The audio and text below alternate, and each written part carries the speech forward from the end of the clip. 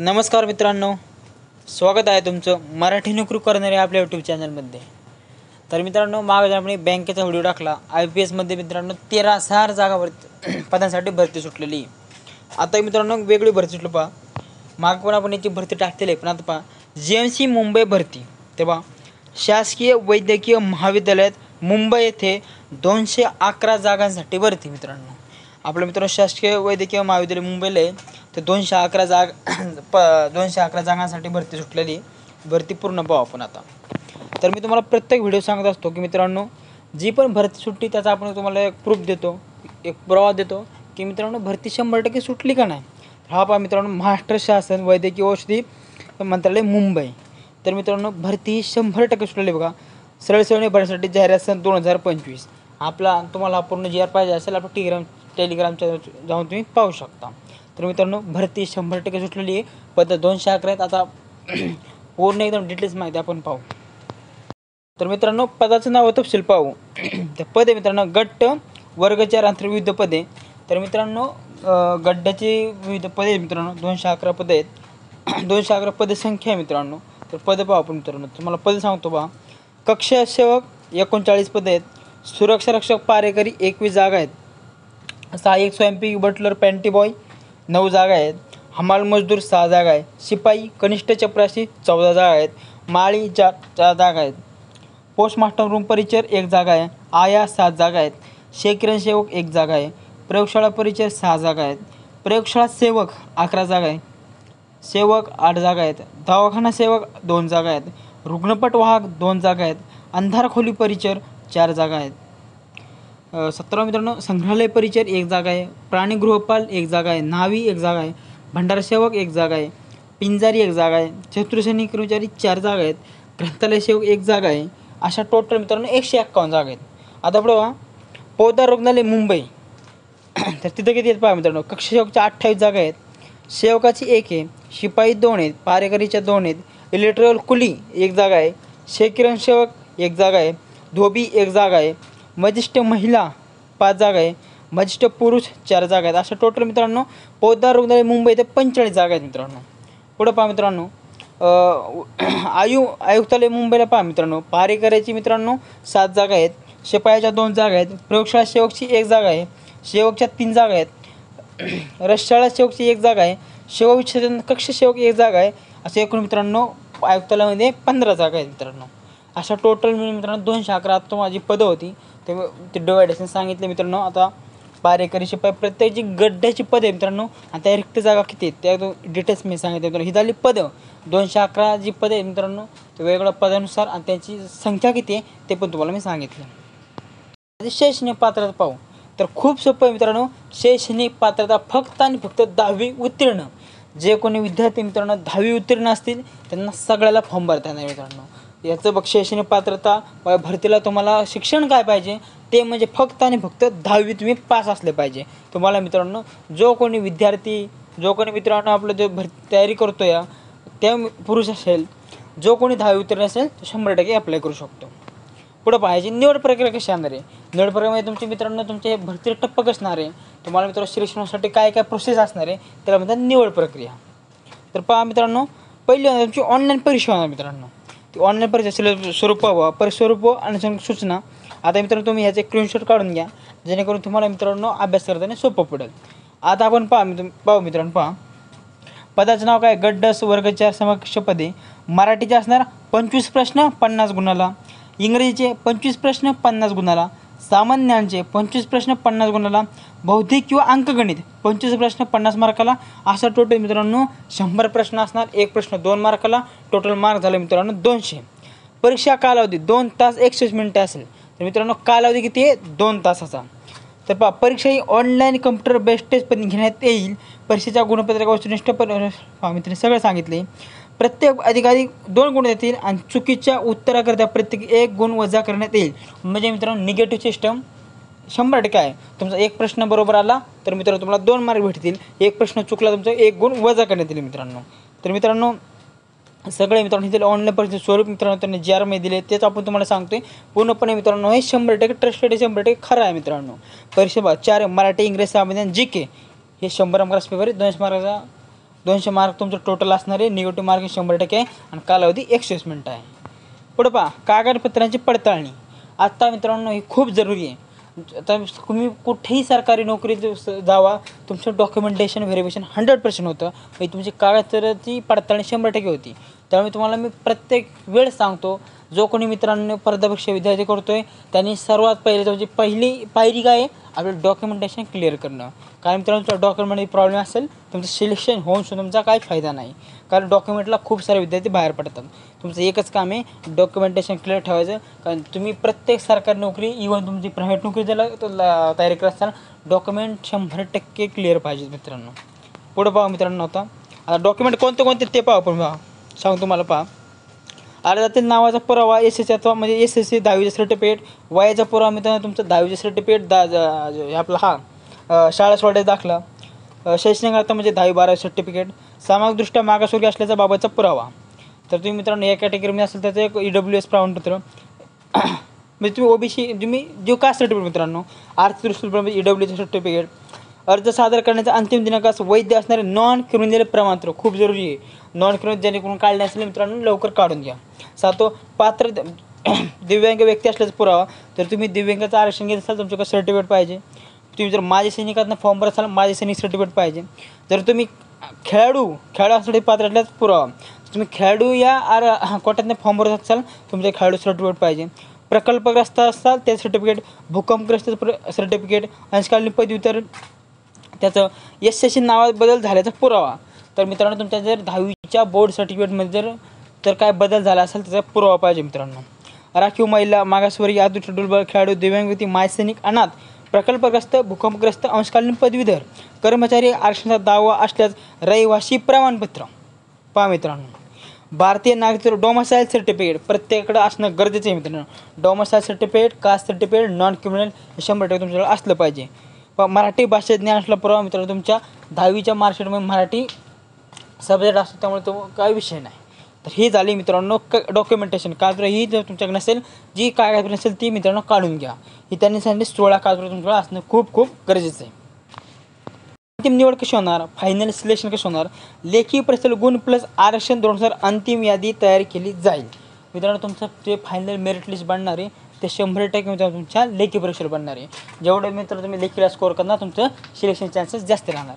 त्यामुळे पूर्णपणे तुमचा मित्रांनो अंतिम निवड फायनल मेरिट तुमच्या लेखी परीक्षेवर बनणार आहे.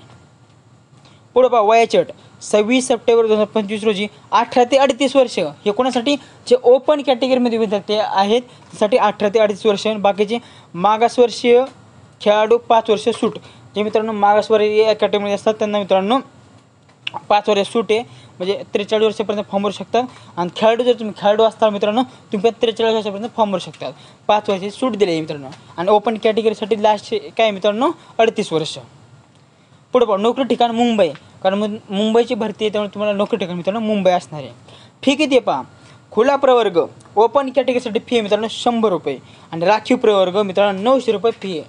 बाकी मित्रांनो OBC, SC, ST, EWS साठी 900 रुपये आणि ओपनसाठी मित्रांनो 1000 रुपये. आता परीक्षा शुल्क त्यांनी काय सांगितले पहा,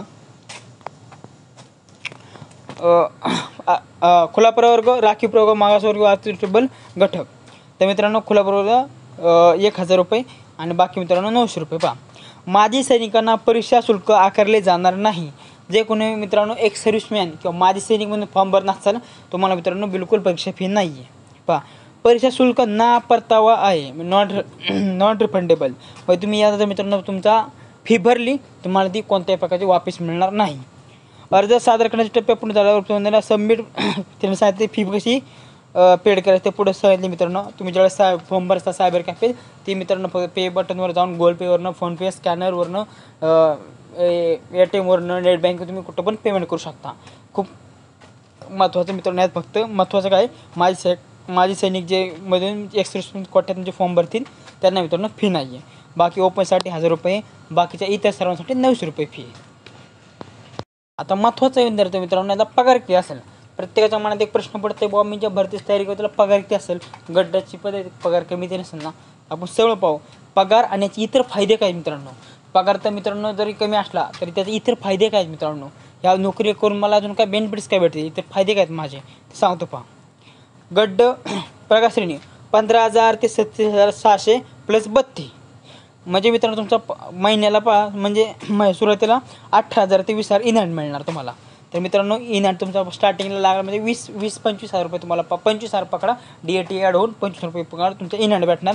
बाकीचा बेसिक पे मित्रांनो 15,000. आता मित्रांनो आपल्या अर्थ राज्यामध्ये त्यांच्या 8वा वेतन आयोग येणार आहे. प्रत्येक आपली खळबळतीन बातम्याला पाहिलं असेल तर 8वा वेतन आयोगानंतर याचा पगार मित्रांनो 30-35पर्यंत इजी जाणार आहे. तर त्याने सांगितले म्हणजे सुरुवातीला तुमचा 18 ते 20,000 पगार इन हँड येणार. पुढं पाहू इतर फायदे काय आहेत. महागाई भत्ता DA भेटणार. बेसिक पगारावर दर 6 महिन्यांनी वाढ तुम्हाला DA भेटणार. याच्यावर म्हणजे घरभाडे भत्ता भेटणार. वैद्यकीय सुविधा स्वतःसाठी व कुटुंबासाठी शासकीय दवाखान्यात मोफत उचणार. हा माझा ह्याचा फायदा काय, तुम्हाला स्वतःला जर काय मित्रांनो मेडिकल इमर्जन्सी आली तुमचासुद्धा उपचार होणार. आणि जर तुमच्या आईवडील पत्नी आणि मुलगा तुमची मुलं यांना जर कोणाला मित्रांनो तुमचं जर मेडिकल इमर्जन्सी आली तर शासकीय दवाखान्यात मोफत उपचार होणार. पेन्शन योजना निवृत्ती पेन्शन शासकीय नियमाप्रमाणे ज्यावेळेस तुम्ही मित्रांनो रिटायर्ड होणार त्यावेळेस तुम्हाला पेन्शन 100% दिली जाणार. पुढं पाहू सुट्ट्या साधारण सुट्टी आजारपणी सुट्टी आता पहा मित्रांनो तुम्हाला मित्रांनो सुट्टी भेटते. आणि तुम्हाला जर सिक लीव्ह बनलं जातं, जर तुम्ही काही आजारी असाल तर तुम्हाला मित्रांनो डॉक्टरच्या म्हणजे रेफरन्सनुसार तुम्हाला मित्रांनो सिक लीव्ह मला आजारपणी सुट्टी दिली जाते. महिला असताना मित्रांनो तर डिलिव्हरी वेळेला सुट्टी दिली जाते. भविष्य निर्वाह निधी PF मित्रांनो तुम्हाला PFमध्ये तुमचा पैसा जमा करून त्यात जास्त इंटरेस्ट देऊन तुम्हाला नंतर ज्यावेळेस काढायचं काढू शकता. PF असणार तुला माहिती आहे. नोकरीची स्थिरता शासकीय कायम नोकरी असं नाही की मित्रांनो तुम्ही आता काय बातमी ऐकली असेल IT सेक्टरच्या 2-1 लाख लोकांना काढून टाकत असेल. तर मित्रांनो ही नोकरीची परमनंट नोकरी आहे. तुम्ही एकदा लागला वय वर्ष 60पर्यंत तुम्हाला कोणी काढू शकत नाही. तुमचं काम चांगलं असेल तर पदोन्नती संधी वरिष्ठ पदावर बढती संधी जसं जसं मित्रांनो तुमची सर्व्हिस होणार तसं तुम्ही मित्रांनो वर जात राहणार. तर मित्रांनो शासकीय नोकरी परमनंट नोकरी आहे. ज्याला कोणाला आपला 9 to 5 जॉब करायचा 1 नंबर नोकरी आहे. मित्रांनो फॉर्म भरून टाका. फक्त 10वी उतरून इकडे तिकडं कामाला जाण्यापेक्षा मित्रांनो एक शासकीय नोकरी चांगली आहे, पगार पण चांगला आहे. नक्कीच फॉर्म भरा. आता आपण महत्त्वाच्या तारखा बघणार आहेत मित्रांनो काय आहेत तर पहा. अर्ज सादर करण्याचा कालावधी 3 सप्टेंबर 2025 तर 24 सप्टेंबर 2025 रात्री 12 वाजेपर्यंत. 3 तारखेला 3 सप्टेंबरला फॉर्म चालू होतात मित्रांनो. आणि 24 सप्टेंबरला मित्रांनो याची एंड डेट आहे. म्हणजे मित्रांनो आपल्याला 21 दिवस फॉर्म भरायला भेटले. 21 दिवसात मित्रांनो कालावधी नक्की फॉर्म भरून टाका. मित्रांनो काल जशी भरती सुटली तशी आपण लगेच आज व्हिडिओ घेतला. कारण आपण तुम्हाला पहिले पण सांगितले ज्या दिवशी भरती सुटेल त्याच्या दुसऱ्या दिवशी विद्यार्थ्यांपर्यंत पोहोचली पाहिजे. कारण त्यांना मित्रांनो फॉर्म भरायला टाईम भेटला पाहिजे. कारण नंतर तुम्हाला माहिती आहे शेवटच्या ज्यावेळेस कालावधी राहतो अर्जाची मुदत संपायचा तसं मित्रांनो वेबसाईट चालत नाही, पेमेंट होत नाही, खूप सारे प्रॉब्लेम येतात.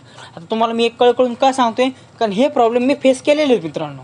कारण मित्रांनो पेमेंट होत नाही, सर्व चालत नाही, खूप माणूस परेशान होतो. मग तुम्हाला रात्रीच्या 2-2:30 वाजेपर्यंत फॉर्म भरायला लागते. तरी सावधा मित्रांनो 10-15 दिवसात आपला फॉर्म भरून टाका.